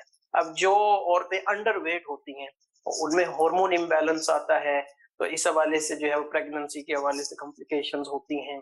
تو بہرحال وہ جو میڈیا کے ذریعے یہ جو ایک امیج اب نارمل امیج کریٹ کیا جا رہا ہے، اس کا آج کل بہت پریشر ہے، اور لڑکیاں اس کا زیادہ پریشر لیتی ہیں اور اپنی باڈی کے حوالے سے اوور کانشیس ہو جاتی ہیں، پھر ڈائٹنگ، ایکسیسو ڈائٹنگ کی طرف چلی جاتی ہیں، اور ایکسیسو ڈائٹنگ کی وجہ سے جو ہے ان کے جسم میں سوڈیم اور پوٹاسیم ہو گیا، اسی طرح جو ہے وہ دیگر جو منرلز ہوتے ہیں ان کی تعداد میں جو ہے وہ نارمل سے وہ ایب نارمل ہو جاتے ہیں، اور اس کا کافی لانگ ٹرم ایفیکٹ بھی ہوتا ہے. احتیاطی باتوں پر عمل کرنے کے اللہ تعالیٰ توفیق عطا فرمائے. صلو علی الحبیب صلی اللہ تعالی علی محمد. کالز دیں. نگران شورا کے جو یہ الگ الگ ٹاپک ہوتے ہیں سبق آموز سلسلے میں، اس سے کافی سیکھ حاصل ہوتی ہے. عرض یہ تھی حضور کہ ایک گھر میں کوئی شخص سگریٹ پی رہا ہوتا ہے اور کوئی لڑکی ان کے ہاں آتی ہے شادی ہو کر، اب وہ روکے ٹوکے تو اس پر ماحول درست نہیں ہوتا گھر کا، تو اس پر کس طرح سمجھایا جائے گھر کے بڑوں کو جو کہ بچوں کے سامنے سگریٹ یا بیڑی وغیرہ پیتے ہیں؟ برائے کرم ہماری رہنمائی فرمائیں اور ہمارے بڑوں کو بھی سمجھائیں. جزاک اللہ خیرہ. آمین بھیا کو. ایک گھر کے بڑو سمجھ جاؤ نا، پروگرام دیکھنے کے بعد اس طرح کی چیزیں ہونے کے بعد ہو سکتا ہے گھر میں کئیوں کو پریشانی ہو گیا اور یار آپ چھوڑو، لیکن دیکھیں مارا ماری کر کے نہ چھڑوائیں، کیونکہ اگر اس کو ٹینشن دیں گے نا تو ایک کی دو پیے گا. یہ سنا ان کا یہ بھی بڑا پرابلم ہوتا ہے، یہ ٹینشن میں زیادہ پیتے، پتہ نہیں کیا پرابلم ہے، حالانکہ یہ زیادہ اس کو زیادہ پینے سے زیادہ ٹینشن ہونا چاہیے کیونکہ بیماری بڑھ سکتی ہے. تو اللہ خیر فرمائے، اللہ آسانی فرمائے. بڑے چھوڑیں گے تو انشاءاللہ چھوٹے بھی چھوڑیں گے. اب بڑے بولے کہ میں نہ چھوڑوں، میں پیوں، میں سب کچھ کروں اور میں اپنے بچوں کو سمجھاؤں کہ تم نہ کرو، تو ٹھیک ہے، بچوں کو واقعی نہیں کرنا چاہیے. دیکھیں اگر کسی میں بھی، چاہے وہ بڑے ہوں، پہلے بڑے ہوں، اگر وہ عادت اچھی نہیں ہے، غلط ہے، غیر شرعی ہے، غیر اخلاقی، اس کو اختیار تو نہیں نہ کیا جائے گا. یہ تو کوئی دلیل ہی نہیں ہے، ایویڈنس ہی نہیں ہے جناب وہ کرتا تو میں کیوں نہیں کروں. وہ یہ تو آپ بولے گے یار وہ نماز پڑھتا ہے، وہ نیکی کرتا ہے تو اس طرف ہمارا یہ کبھی جملہ نہیں تو یار وہ تہجد پڑھتا ہے میں کیوں نہ پڑھوں. یہ اچھی بات ہے. وہ نماز بعد جماعت پڑھتا ہے میں کیوں نہ پڑھوں, وہ پہلی صف میں نماز پڑھتا ہے میں کیوں نہ پڑھوں. تو یہ اچھی بات ہے, اس طرح جائیں انشاءاللہ فائدہ ہوگا. تو بڑوں کو چاہیے کہ وہ اپنی عادتوں کو اچھا رکھیں, تو انشاءاللہ چھوٹے ان عادتوں کو اختیار کریں گے اللہ نے چاہا. ہمارے پاس ایک رپورٹ تیار ہے, اس کے آتش فشاں آگ, پہاڑوں سے جو آگ نکلتی ہے, وہ پہاڑوں سے جو آگ نکلتی ہے نا, اس آگ کے تعلق سے کہ وہ آگ کیا ہے اور اس کے پلس مائنس کیا ہیں, اس میں آپ کو ابھی سے بتا دوں, یہ بھی ایک سمجھے کہ قدرت کا ایک ہے, جیسے اللہ تعالیٰ کی قدرت کا اس میں آپ مطلب کہ وہ دیکھیں گے, نظارہ دیکھیں گے کہ کس طرح پہاڑوں میں بھی آگ ہے اور سمندر میں بھی آگ ہے. اور اس آگ کے جیسے کہ بہت سارے دریا بہتے ہیں, آگ کے دریا بہتے ہیں. میں نے یہ ویڈیوز دیکھی تھی, میرے ذہن میں خیال آیا تھا کہ یہ آگ ایسی ہے, جہنم کی آگ کیسی ہوگی, اللہ کی پناہ. اتنے کلومیٹر تک, اتنے کلومیٹر تک زندگی مشکل ہو جاتی ہے. 20 کلومیٹر کی آپ کو شاید اس میں آپ کو آواز آئے گی. تو جہنم کی آگ کی تپش کیسی ہوگی, جو اس دنیا کی آگ سے 70 گنا زیادہ ہے اور کالی ہے. اور دنیا کی آگ جہنم کی آگ سے پناہ مانگتی ہے. تو یہ دنیا کی یہ جو پہاڑوں سے نکلنے والی جو آگ ہے, اور یہ آگ کا جو لاوا ہے, یہ کیا ہوتا ہے, آتش فشاں کے تعلق سے ایک رپورٹ دیکھتے ہیں. آتش فشاں کیا ہے؟ آتش فشاں سے مراد ایسے پہاڑ ہیں جن میں مختلف اقسام کی گیسز اور سطح پر گرم مادہ یعنی لاوا موجود ہوتا ہے. ایک آتش فشاں میں 15 سطح ہوتی ہیں جن میں لاوا سب سے نچلی سطح پر ہوتا ہے. آتش فشاں کی 3 اقسام ہوتی ہیں, زندہ یا متحرک آتش فشاں, خاموش آتش فشاں جو کافی عرصے کے بعد متحرک ہوتا ہے, اور نمبر 3 مردہ آتش فشاں جو پہلے کسی زمانے میں متحرک تھا. آتش فشاں کے ارد گرد کا 20 کلومیٹر حصہ خطرناک ہوتا ہے, یعنی آتش فشاں کے پھٹنے کی صورت میں یہ حصہ اور اس کی آبادی اس کی تباہ کاری کا شکار ہو سکتی ہیں. آتش فشاں پھٹنے کی صورت میں نہ صرف لاوا نکلتا ہے بلکہ اس میں گیس اور راکھ بھی نکلتی ہے. اکثر آتش فشاں زمین کی پلیٹوں کے درمیان واقع ہوتے ہیں. دنیا میں اس وقت قریب 1900 آتش فشاں پہاڑ ہیں جو کسی نہ کسی طریقے سے متحرک ہیں. دنیا کی 35 کروڑ آبادی آتش فشاں پہاڑوں کے ارد گرد رہتی ہے. آتش فشاں پہاڑ نہ صرف زمین پر موجود ہیں بلکہ یہ سمندر کے اندر بھی موجود ہیں اور برف کے پہاڑوں کے درمیان بھی موجود ہیں. دنیا میں سب سے بڑا آتش فشاں پہاڑ مونا لاؤ ہے جس کی اونچائی 4169 میٹر ہے جو ہوائی کے علاقے میں موجود ہے. آتش فشاں سے کچھ فوائد بھی حاصل ہوتے ہیں. آتش فشاں کا لاوا جس زمین پر سے گزرتا ہے اس زمین کو انتہائی زرخیز کر دیتا ہے. آتش فشاں کا لاوا جب سمندر میں جا کر گرتا ہے تو سمندر کے کچھ حصے کو بھر کر نئی زمین ابھر آتی ہے جس سے زمین میں اضافہ ہو جاتا ہے. آتش فشاں کی راکھ اور لاوے میں بہت سے معدنیات بھی نکل کر زمین پر آ جاتی ہیں جیسے کاپر, سلفر اور سونے جیسی معدنیات شامل ہیں. کچھ لاوے کی باقیات سے ہیرے بھی ملے ہیں. آتش فشاں فضا کو ٹھنڈا بھی کرتا ہے. اس میں نکلنے والی راکھ میں سے سلفر نکلتا ہے جو فضا میں موجود نمی سے مل جاتا ہے اور سالوں تک فضا کا حصہ رہتا ہے جس سے اس علاقے کا درجہ حرارت کم ہو جاتا ہے. اس کے اندر سے نکلنے والی بھاپ میں جیو تھرمل انرجی ہوتی ہے جس سے بجلی بنائی جا سکتی ہے. دنیا میں 20 ممالک اس انرجی سے بجلی بنا رہے ہیں. امریکہ اس سے سب سے زیادہ 1.5 گیگا واٹ بجلی پیدا کر رہا ہے. پاکستان میں بھی 7 آتش فشاں موجود ہیں. ان میں سے کوئی بھی متحرک نہیں. دنیا میں آتش فشاں پھٹنے کے جو بڑے حادثات رونما ہوئے اس میں سے کچھ درج ذیل ہیں. 1815 میں انڈونیشیا میں آتش فشاں پھٹنے کے نتیجے میں 2.5 لاکھ سے زائد افراد لقمہ اجل بن گئے. 1883 میں انڈونیشیا میں ہی آتش فشاں پھٹنے کے ایک اور واقعے میں 36,000 افراد مارے گئے. 1902 میں فرانسیسی جزیرے میں آتش فشانی سے 30,000 لوگ ہلاک ہو گئے. 1985 کولمبیا میں 23,000 اور 1792 میں جاپان میں 15,000 لوگ ہلاک ہو گئے. ہمارے پہ ایکسپرٹ ویوز ہیں, ان کی طرف جانے سے پہلے آپ نے سنا ہوگا کہ یہ ابھی کہ سمندر کے اندر پانی میں بھی آگ. میں نے جب یہ رپورٹ کا یہ حصہ سنا تھا تو میرے ذہن میں سورہ یاسین شریف کی ایک آیت آئی تھی. میں وہ آیت آپ کو بیان کرتا ہوں انشاءاللہ تعالی. یہ سورہ یاسین کی میں ہے آیت نمبر 80 کہ اللہ کریم نے ارشاد فرمایا الذی جعل لکم من الشجر الاخضر نارا, جس نے تمہارے لیے سبز درخت سے آگ پیدا کی. اس کی تفسیر سنیے کہ جس نے تمہارے لیے سبز درخت سے آگ پیدا کی، یعنی عرب کے 2 درخت ہوتے ہیں جو وہاں کے جنگلوں میں کثرت سے پائے جاتے ہیں. ان کی خاصیت یہ ہے کہ جب ان کی سبز شاخ، گرین برانچ آف ٹری، شاخ کہتے ہیں برانچ آف ٹری کو، جب ان کی سبز شاخیں کاٹ کر ایک دوسرے پر رگڑی جائیں تو ان سے آگ نکلتی ہے. حالانکہ وہ اتنی تر یعنی اتنی گیلی پانی والی ہوتی ہیں کہ ان سے پانی ٹپکتا ہے. اس میں قدرت کی کیسی عجیب و غریب نشانی ہے کہ آگ اور پانی دونوں ایک دوسرے کی ضد، ہر ایک جگہ ایک لکڑی میں موجود. نہ پانی آگ کو بجھائے نہ آگ لکڑی کو جلائے.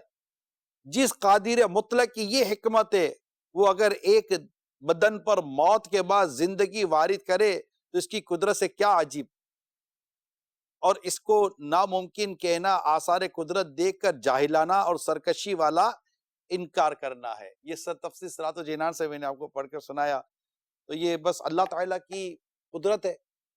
اور یہ دیکھیے کہ کس طرح مطلب کہ جس طرح سمندر بہتا ہے اس طرح آگ بھی بہتی ہے. کیا منظر ہے یہ. اور اس سے بھی ملنے والی معدنیات، اس سے بھی ملنے والے ایسی چیزیں جو انسان کو فائدہ دیتے ہیں اور جو نقصان کے پہلو وہ بھی ہیں. ہمارے پاس ایکسپرٹ ویوز ہیں، آئیے دیکھتے ہیں. میرا نام ڈاکٹر گلریز حامد ہے. میں کراچی یونیورسٹی میں ایڈجنکٹ پروفیسر کی حیثیت سے پڑھا رہا ہوں جیولوجی ڈپارٹمنٹ میں. میرا ڈپارٹمنٹ جو ہے جیولوجی یعنی کہ شعبہ ارضیات. آتی فشاں کو ہم لوگ والکینوز بھی کہتے ہیں. وہ کون سی پلیٹ ہے جب وہ ٹکرائیں گی تو والکینوز بنتی ہے؟ ایک اوشینک پلیٹ، ایک کانٹیننٹل. جب اوشینک پلیٹ کانٹیننٹل پلیٹ سے ٹکراتی ہے تو یہ کیا ہوتی ہے کہ یہ اس کے نیچے ٹکرا کے چلی جاتی ہے. اس کو ہم لوگ سبڈکشن کہتے ہیں. اور اس کی وجہ سے زمین کی طرف یہ آتی فشاں پہاڑ رونما ہوتے ہیں. اللہ ہم سب کو عافیت عافیت عافیت عطا کرے. دنیا کی آگ سے بھی اللہ ہماری حفاظت فرمائے، جہنم کی آگ سے بھی اللہ ہماری حفاظت فرمائے. اللہم اجرنی من النار، اللہم اجرنی من النار، اللہم اجرنی من النار. صلو علی الحبیب صلی اللہ تعالی علی محمد. اب آئیے آپ کو لے کر چلتا ہوں میں ایک بہت ہی اہم بات ہے. صفائی ستھرائی کو اسلام و دین پسند کرتا ہے. ہمیں صفائی ستھرائی کے ساتھ ساتھ ایک نظام اور ایک طریقہ کار کے مطابق اپنے گھر کو رکھنا چاہیے. بعض لوگ بڑی بے ترتیبی کے ساتھ خود کو رکھتے ہیں. ان کے گھروں میں جاؤ تو چیزیں بے ترتیب ہوتی ہیں، کوئی کہاں پڑی ہے کوئی کہاں پڑی ہے چیز. تو گھروں کا جو ماحول ہے نا، اس کو ہوم انوائرمنٹ کہتے ہیں. یہ آپ کی میری صحت، سوچ پر بڑا اثر ڈالتا ہے. یہ کیا چیز ہے؟ آئیے پہلے اس کی رپورٹ، پھر انشاءاللہ ڈاکٹر صاحب کی بھی ہم رائے سنتے ہیں. گھر کے اندر کا ماحول گھر کے باہر آپ کی عکاسی کرتا ہے. تحقیق: گھر کے اندر کا ماحول گھر کے باہر آپ کے رویوں کی عکاسی کرتا ہے. 2000 افراد سے کیے گئے سروے میں یہ بات سامنے آئی ہے کہ 39% افراد کی شخصیت پر ان کے گھر کے اندر کا ماحول اثر انداز ہوتا ہے، جس کی وجہ سے ان کے جذبات اور کیفیت بھی متاثر ہوتی ہے. لوگوں کی ایک تعداد گھر میں چیزیں پھیلی ہوئی دیکھ کر غصے کا شکار ہو جاتی ہے اور ان کا موڈ خراب ہو جاتا ہے. 52% لوگ صاف ستھرے گھر کی وجہ سے مثبت جذبات کے حامل ہوتے ہیں، جبکہ 55% افراد گھر کے اندر خوشبو سے مثبت رویے کی طرف مائل ہو جاتے ہیں. سروے کے دوران ہر 4 میں سے ایک نے بتایا کہ گھر کا ماحول اچھا ہونا ان پر بہت مثبت اثر ڈالتا ہے، جبکہ گھر کے اندرونی رویوں اور عادات کا اثر ہماری ذہنی کیفیت کو باہر بھی اسی انداز میں ظاہر کرتا ہے. 78% افراد کی اپنے گھر میں ایک سی ہی روٹین ہوتی ہے جس سے وہ خود کو آرام میں محسوس کرتے ہیں. اسی طرح گھر کا رنگ و روغن بھی طبیعت میں اطمینان کا باعث بنتا ہے. 45% افراد اپنے آرام کی جگہ اور آس پاس کا ماحول صاف ستھرا اور سمیٹا ہوا دیکھنا پسند کرتے ہیں. تو یہ جو ماحول ہے گھر کا، چیزیں ترتیب کے ساتھ ہونی چاہیے. کہ جیسے کہ ہم اپنے اس پورے نظام کو دیکھیں، ترتیب کو دیکھیں، اس سے بھی لوگوں کی سوچ اور نفسیات کا پتہ چلتا ہے. بعض لوگ اتنے بے ترتیب لوگ ہوتے ہیں اور ان کو اتنا اس میں ان کی تربیت کی کمی ہوتی ہے کہ جب ان کی کوئی ٹیبل پہ جیسے کہ قلم بھی ڈھونڈے گے نا تو یہ نہیں پتا میری قلم کدھر چلی گئی، ادھر تو رکھی تھی ادھر تو رکھی تھی. یہ بڑا عجیب ہوتا ہے. تو اسی طرح اپنے گھر کے اندر چیزیں بکھری ہوئی ہوتی ہیں، تو کچن میں چیزیں بکھری ہوئی ہوتی ہیں. صاف صفائی نام کی کئیوں جگہ تو وہ بہت برا حال ہوتا ہے، میں کیا عرض کروں. اچھا جس طرح گھر کا حال برا ہوتا ہے نا، اور جیسے اس کے اثرات مرتب ہوتے ہیں، اس کی طرح بعض کی کاروں کا حال بھی برا ہوتا ہے. اس کی کار نہیں ہوتی، باقاعدہ چلتا پھرتا آفس ہوتا ہے. جب بعض کی کاروں کے اندر تو شاید لگتا ہے ہفتہ 10 دن 15 مہینے تک صفائی نہیں ہو رہی ہوتی، گندگی، صحت خراب، بیماریاں، پریشانیاں، بدبو. اچھا سمجھ نہیں آتی کہ ان کو وہ اس سے خوف کیوں نہیں ہو رہی ہوتی. تو اللہ کرے کہ ہم صفائی ستھرائی اور اس طرح کی چیزوں کو مینیج کرنے میں بھی کامیاب ہو جائے. کاروں کے تعلق سے بھی ہمارے پر ایک رپورٹ ہے، آئیے کار کے تعلق سے سنتے ہیں.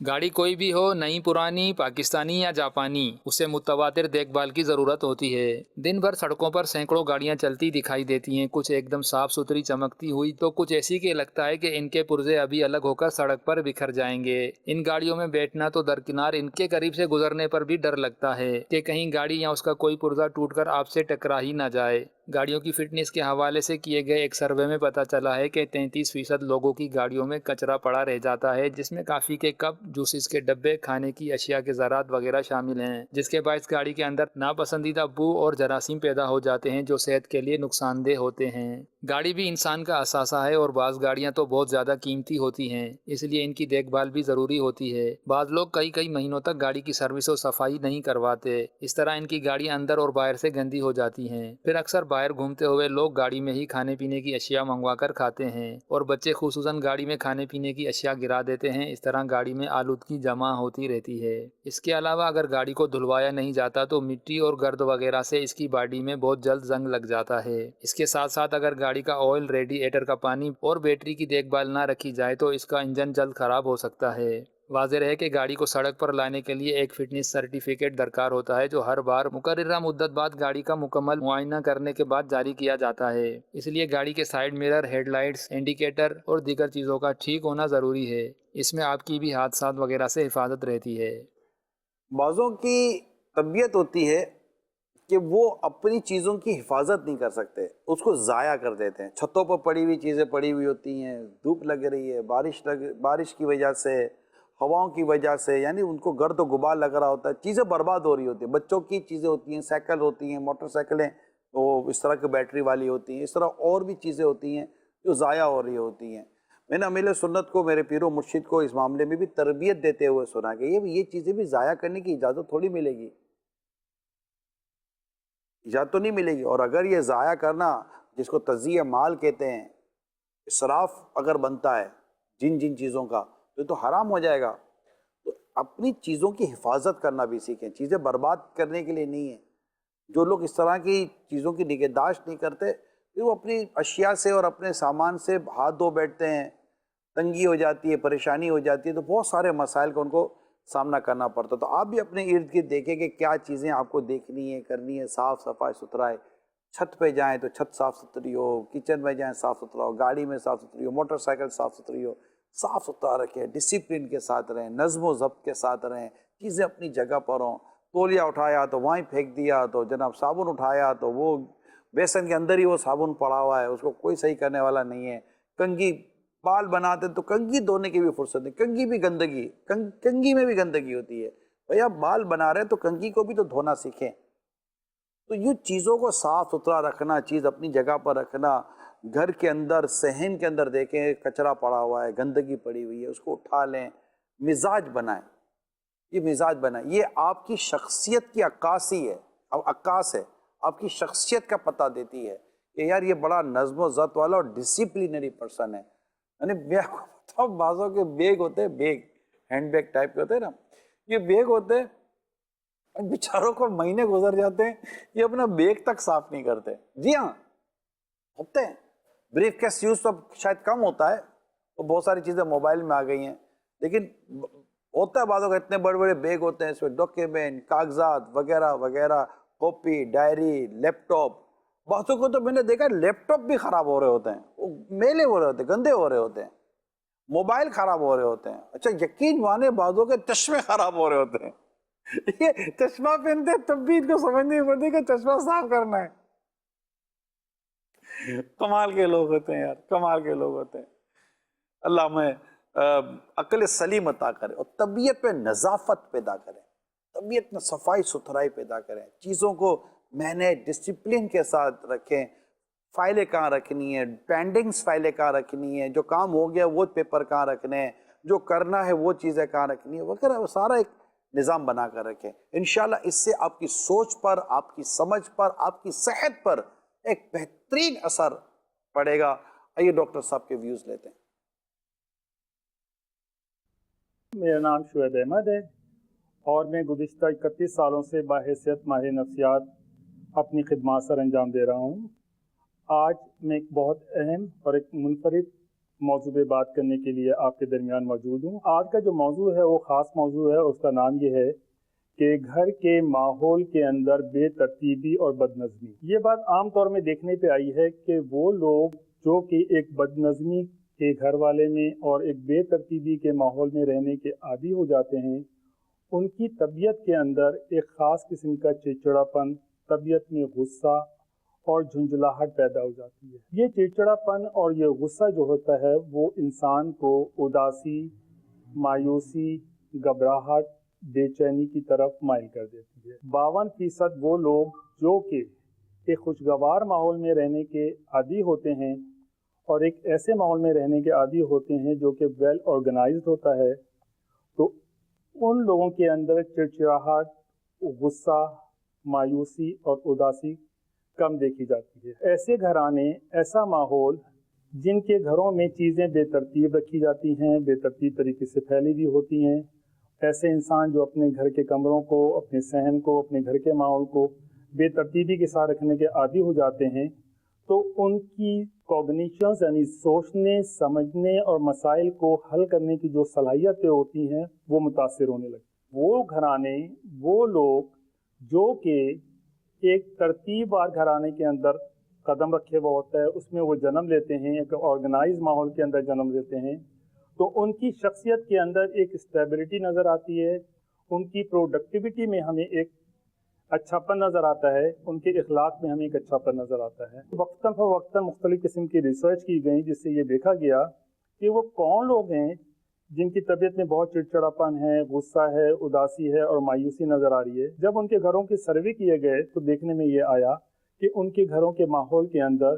خاص قسم کی ایک بے ترتیبی اور بد نظمی دیکھنے میں آئی ہے. گھر کا جو ماحول ہوتا ہے انسان کی شخصیت پہ ایک گہرا اثر ڈالتا ہے. وہ لوگ جو کہ اپنی چیزیں بے ترتیبی کے ساتھ رکھتے ہیں, بد نظامی کے ساتھ چلتے ہیں, ڈس آرگنائز طریقے سے چلتے ہیں, تو اکثر بیشتر ان لوگوں میں جو انفرادی تبدیلیاں نظر آتی ہیں ان میں جو سب سے اہم چیزیں ہیں وہ یہ ہے کہ سب سے پہلے ان کی سلیپ میں بگاڑ پیدا ہوتا ہے, یعنی ان کے سونے کے عمل میں بگاڑ پیدا ہوتا ہے. پھر ان کے بھوک کے عمل میں بگاڑ پیدا ہوتا ہے.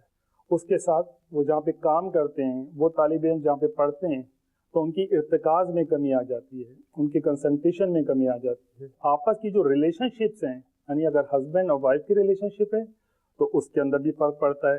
اور والدین اور بچے ہیں تو ان کے ماحول میں بھی فرق پڑتا ہے, ان کی ریلیشن شپ میں بھی فرق پڑتا ہے, ان کی باہمی رابطہ کاری میں بھی فرق پڑتا ہے. اسی طرح ہم نے یہ بھی دیکھا کہ وہ آرگنائزیشنز, ایسی فیکٹریاں, ایسی کمپنیاں جو اپنے امپلائیز کو ایک بہتر ماحول دینے کی کوشش کرتی ہیں, ایک بہتر اور ترتیب کے ساتھ ان کو وہ ساری چیزیں پرووائڈ کرنے کی کوشش کرتی ہیں جو کہ وہاں پہ ایک کام کرنے والے شخص کی ضروریات ہوتی ہیں, تو ان کی طبیعت کے اندر ایک خوشگوار موڈ ہمیں نظر آتا ہے, ان کی طبیعت میں ایک اچھا پن نظر آتا ہے, اور اس کے ساتھ ساتھ ان کی پروڈکٹیوٹی وہاں بڑھتی ہے. ہر شخص اپنے ہی گھر کے اندر رہتے ہی, اپنی ہی آرگنائزیشن میں رہتے ہوئے اور اپنے ہی سماج کے اندر رہتے ہوئے چیزوں کو اگر بد نظمی سے بچا لے اور ترتیب بار طریقے سے آگے بڑھنے کی کوشش کرے, تو میں یہ سمجھتا ہوں کہ ہمارے معاشرے سے انزائٹی جیسی بیماریاں, ڈپریشن جیسی بیماریاں, مایوسی جیسی بیماریاں اور طبیعت میں جھنجھلاہٹ اور غصے کو ہم بہت اچھے اور آسان طریقے سے کنٹرول کرنے کی کوشش کر سکتے ہیں. اب اس کو تھوڑا سا ہم وسعت دیتے ہیں, اس ٹاپک کو صفائی کی طرف جاتے ہیں, ستھرائی کی طرف جاتے ہیں, پاکیزگی کی طرف جاتے ہیں. اسلام کے ان پسندیدہ اور خوبصورت اور مطلوب اصول اور مقاصد کی طرف اگر ہم دیکھتے ہیں اور اس کو آپ مزید وسعت دیں, آپ کا محلہ, آپ کی گلی, آپ کی بلڈنگ, کئی بلڈنگیں ایسی ہیں جن میں آپ جائیں تو ایک خوشگوار ماحول ملتا ہے, صاف ستھری چیزیں ہوتی ہیں, صاف ستھرے انداز سے رکھی ہوئی ہوتی ہیں. بعض بلڈنگوں میں جاؤ تو گٹر کا پانی ابل رہا ہے, بعض بلڈنگوں میں جاؤ تو وہ جالے پڑے ہوئے ہیں، بعض گھروں میں جاؤ تو یہ حال ہے، بعض محلوں میں جاؤ تو یہ حال ہے. کہ یہ نہیں ہو سکتا کہ ہم اپنے آپ سے اور دوسرے اور ہر ایک اپنے لیے سوچے گا، ہم مل جل کر ہم اپنی چیزوں کو مینیج کریں، صاف ستھرا رکھیں، ہماری گلیاں صاف ستھری ہوں، ہمارے علاقے صاف ستھرے ہوں، ہماری سوسائٹیز صاف ستھری ہوں. بعض سوسائٹیاں ایسی ہوتی ہیں، اس کے میں آپ کو دنیاوی فائدے بتاؤں، بعض سوسائٹیز ایسی ہوتی ہیں جو اتنی صاف ستھری ڈسپلن ہوتی ہیں اور لوگ اتنے تربیت والے ہوتے ہیں کہ وہ بھی ان چیزوں کا خیال رکھتے ہیں. میری نالج کے مطابق ان کی ویلیوز بڑھ جاتی ہیں، لوگ وہاں رہنا پسند کرتے ہیں. گھر میں تو کوئی بات نہیں آئے گا نا، پہلے تو آپ کے علاقے اور محلے میں آئے گا. اللہ کا محلہ دیکھ کر لوگ خوش ہو جاتے ہیں. اسی طرح باہر لوگ بعض اوقات پودے اور درخت اور اس طرح کی چیزیں لگا دیتے ہیں جس سے واقعی ایک حسن خوبصورتی پیدا ہوتی ہے اور صحت کے لیے اچھا ہے. میں نے صحت کے تعلق سے پہلی بار کی، صحت ایک بہت ہی بہت بڑی نعمت ہے. صحت دو نعمتیں جن کی اکثر لوگ قدر نہیں کرتے، ایک صحت اور دوسری فرصت. صحت، اور حدیث پاک میں ہے کہ بیماری سے پہلے صحت کو غنیمت جانو، صحت کی بڑی امپورٹنس ہے. تو یہ اب جیسے کہ ابھی آپ نے ڈاکٹر صاحب کے تاثرات سنے، اس میں چڑچڑاپن، غصہ اور اس طرح کی چیزیں جب آ جاتی تو اس کے کتنے نقصانات ہیں. لڑائی جھگڑا، بدتمیزی، بد اخلاقی، جھاڑ دینا، ڈانٹ دینا، لوگوں کے دل دکھا دینا، کتنی پریشانیوں میں مبتلا ہو جائے، کتنے گناہوں میں مبتلا ہو سکتا ہے. اور اس کے پیچھے دیکھیں چیز کیا ہے، یہ ایک چیز ہے، یہی سب کچھ نہیں ہے. ایک سبب بیان ہوا، وہ ہے ڈسپلن کا نہ ہونا، نظم کا نہ ہونا. اپنے طریقہ کار کو سمجھیں، اپنے بستر کو دیکھیں، اپنی چادروں کو دیکھیں، جہاں پڑھتے ہیں وہاں کا ماحول دیکھیں، جہاں کھاتے ہیں وہاں کا ماحول دیکھیں. آپ دیکھیں جہاں کھانے پینے کے اندر بڑا صاف ستھرا اور بڑا پاکیزہ اور بڑا دلکش انداز ہو، وہاں کے کھانے میں آپ اپنا انداز دیکھیں، اور جہاں پر یہ چیزیں نہیں ہوتی وہاں کھانے کا انداز دیکھیں. آپ کہیں ریسٹورنٹ میں جاتے ہیں کھانے کے لیے، ریسٹورنٹ صاف ستھرا نیٹ اینڈ کلین ہوتا ہے، آپ کا وہاں جی کرتا ہے. اور بعض جگہ پر بولنے کی عادت کیا ہے، بڑا عجیب سا ماحول ہوتا ہے، پتہ نہیں کتنے تو معاملات وہاں ہوتے ہیں. میں کیا کھول کر بولوں. تو آج اس پروگرام کو سامنے رکھ کر، اس میسج کو سامنے رکھ کر، کیا یہ توقع کی جائے کہ آپ علاقے، محلے، بلڈنگ، اپنی سوسائٹی، اپنی لفٹ، اپنی سیڑھیاں، اپنے زینے، اپنے دروازوں کے باہر پیسج جو بنے ہوئے ہوتے ہیں وہاں پر، گھر کے اندر common kitchen, bath room, rooms, چھتیں، یہ سب صاف ستھرا رکھیں اور ڈسپلن کے ساتھ رکھیں. جو چیز جائیں وہاں رکھیں. کبھی اپنی الماری کا جائزہ لیا آپ نے؟ اپنی الماری میں اپنے کپڑے ڈھونڈنے میں ٹائم نکل جاتا ہے، اپنے رومال نہیں مل رہے ہوتے، اپنی وہ شوقس، اپنے موزے جرابیں نہیں مل رہی ہوتی ہیں، اپنی ٹوپیاں ڈھونڈتے ہیں، اپنی چیزیں ڈھونڈ رہے ہوتے ہیں، اپنا رومال ڈھونڈ رہے ہوتے ہیں. آپ کی الماری تھی، کبھی کھول کے چیک ہی نہیں کیا، کبھی اس کو صحیح کرنے کی کوشش ہی نہیں کی. اپنی زندگی میں ڈسپلن پیدا کریں، نظم پیدا کریں. انشاءاللہ تعالی اس سے آپ کی شخصیت پہ اچھا اثر پڑے گا، آپ کی سوچ پوزیٹیو بنے گی. اللہ نے چاہ تو خوشگوار رہیں گے آپ. اسی طرح خوشبو کے ساتھ رہیں. آپ گھر میں بھی خوشبو ہو، خوشبو کے لیے اگربتی کا استعمال کر سکتے ہیں. اچھی معیاری اگربتی لیں، اس سے گھر میں اچھی خوشبو ہوتی ہے. یہ ایئر فریشنر وغیرہ استعمال کریں تو اچھا ہے کہ بندہ اگربتی استعمال کرے. عرب دنیا میں لوبان بہت بہترین، یہ عرب دنیا کو میں نے دیکھا ہے. اللہ تعالیٰ کی یہ جو عرب جو ہے میرے آقا عربی، اور تو یہ عربوں سے ہمیں محبت بھی ہے کہ میرے آقا عربی ہیں. تو ان کو میں نے دیکھا ہے، یہ اپنے عام گھروں میں بھی جاتے ہیں نا، ان کی یقین مانے یہ خوشبو سے ان کے گھر مہک رہے ہوتے ہیں. ان کا ایک مزاج بنا ہوا ہے کہ وہ یہ خوشبو سلگاتے رہتے ہیں، خاص طور پر جب مہمان آتے ہیں. تو آپ کے گھر پہ بھی تو مہمان آتے ہوں گے. چلے یہ بہت قیمتی ہوتی ہیں بعض خوشبوئیں. اگربتیاں دستیاب ہو جاتی ہیں، بہت زیادہ مہنگی نہیں ہوتی اگربتیاں. یہ کوئی اور ایسا جائز اور خوبصورت طریقہ جو اللہ تعالیٰ کو پسند بھی ہو اور ثواب بھی ملے. تو اس طرح کہ گھر تھوڑا مہکتا ہو، گھر صاف ستھرا ہو، کوئی مہمان آئے تو چیزیں صاف ستھری چیزیں اپنی جگہ پر رکھی ہوئی ہوں. تو یہ اگر ہو سکے تو پلیز اس کو ضرور اہمیت دیجیے گا. انشاءاللہ اس سے آپ کی سوچ اور آپ کی صحت پر اچھا اثر پڑے گا. انشاءاللہ آپ کو ثواب کمانے کے بڑے مواقع ملیں گے اس سے. جی کالز دیں. ماشاء اللہ پروگرام کے اندر نگران شورا کی آمد. مرحبا. نگران شورا کی بارگاہ میں عرض ہے کہ ماشاء اللہ آپ کا یہ پروگرام بہت ہی پیارا ہے. جزاک اللہ خیرہ. حوصلہ افزائی کا بہت بہت شکریہ. صلو علی الحبیب صلی اللہ تعالی علی محمد. جی کال دیں.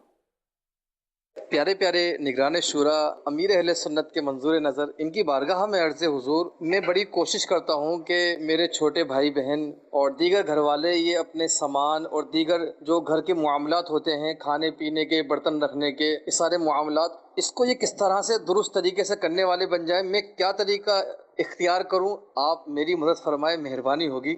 جزاک اللہ خیرہ. خود کرنا شروع کر دیں. دیکھ دیکھ کر لوگ کرتے ہیں. میں آپ کو اس کی اگزامپل دوں. آپ کے گھر مہمان آئے، آپ نیچے سیڑھی پر گئے، مہمان کو لائے، یا باہر نکلے مہمان کو لائے. گھر کا ایک حصہ ہوتا ہے جہاں چپل اتارنے ہوتے ہیں.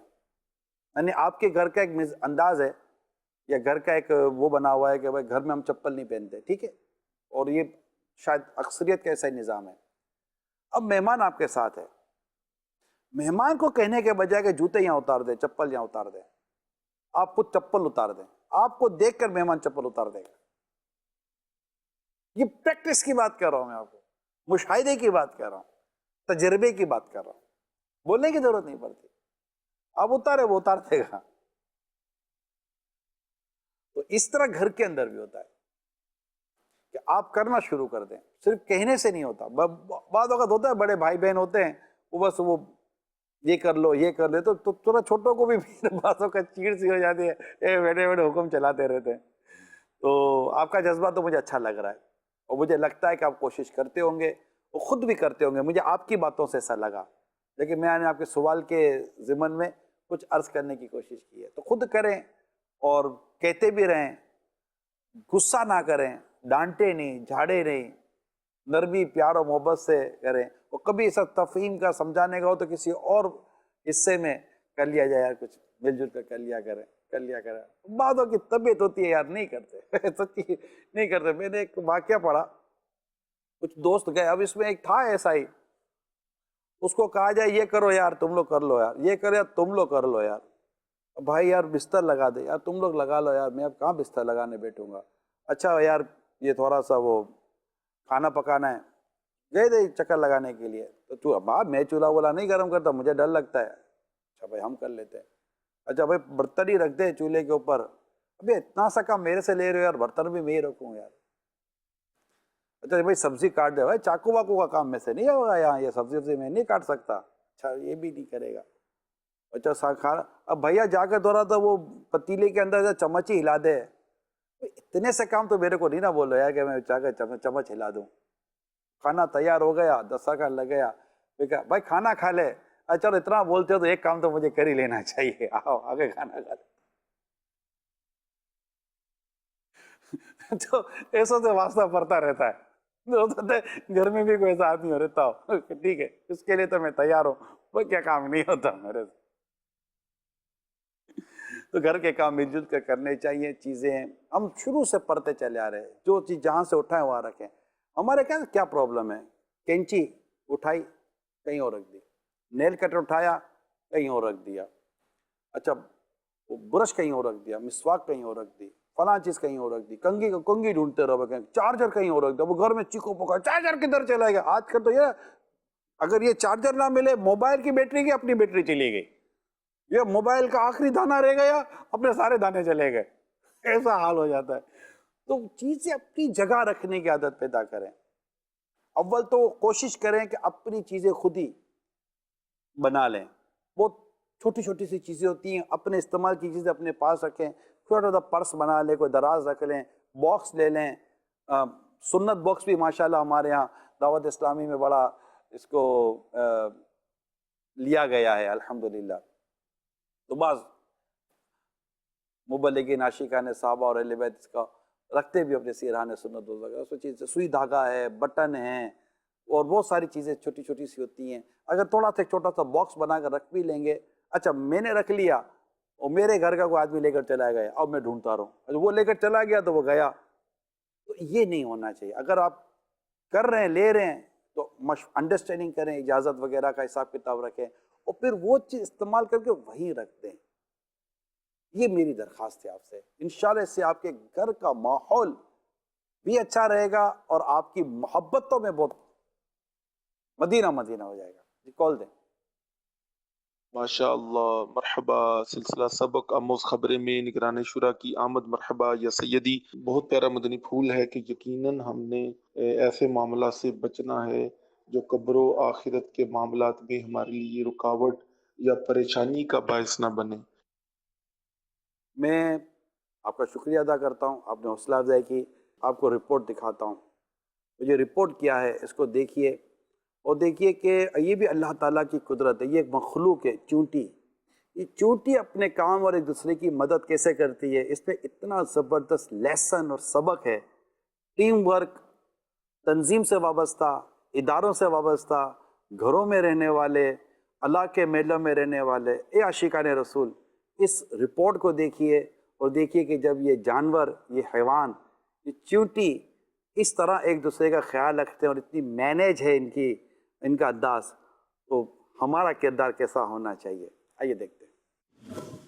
چونٹیاں اپنی ذمہ داریاں بانٹ کر کام کرتی ہیں، آپس میں جڑ کر ایک دوسرے کو گرنے سے بچاتی ہیں. تحقیق: چونٹیاں شاندار سماجی جاندار ہیں. یہ اپنی ذمہ داریاں بانٹ کر کام کرتی ہیں. یہ یکجان ہو کر غذا کو ذخیرہ گاہ تک پہنچانے کے لیے سپلائی چین بناتی ہیں اور گھر سازی میں ایک دوسرے کی مدد کرتی ہیں. اب ایک نئی تحقیق میں معلوم ہوا ہے کہ ان میں فوجی چونٹیاں بھی ہوتی ہیں جو مل کر ایک طرح کی مچان بناتی ہیں تاکہ لڑکھڑاتی چونٹیوں کو گرنے سے بچایا جا سکے. ماہرین نے ایسی صورتحال بنائی جس میں زاویہ 20 سے 90 درجے کا تھا اور چونٹیوں کے لیے بہت مشکل ثابت ہوا. اس صورتحال میں چونٹیوں نے ایک دوسرے کو اس طرح پکڑا کہ ایک جھولا نما جالا بن گیا. یہ لامحالہ ان چونٹیوں کو بچانے کے لیے بنایا گیا جو لڑکھڑا کر گر سکتی تھیں. چونٹیوں کا یہ نظم و ضبط ان کے لیے اپنی ذمہ داریاں ادا کرنے میں معاونت اور آسانی پیدا کرتا ہے.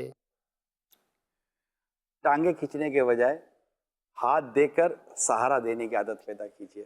اجازت دیجیے. صلو علی الحبیب صلی اللہ تعالی علی محمد. اے قارئ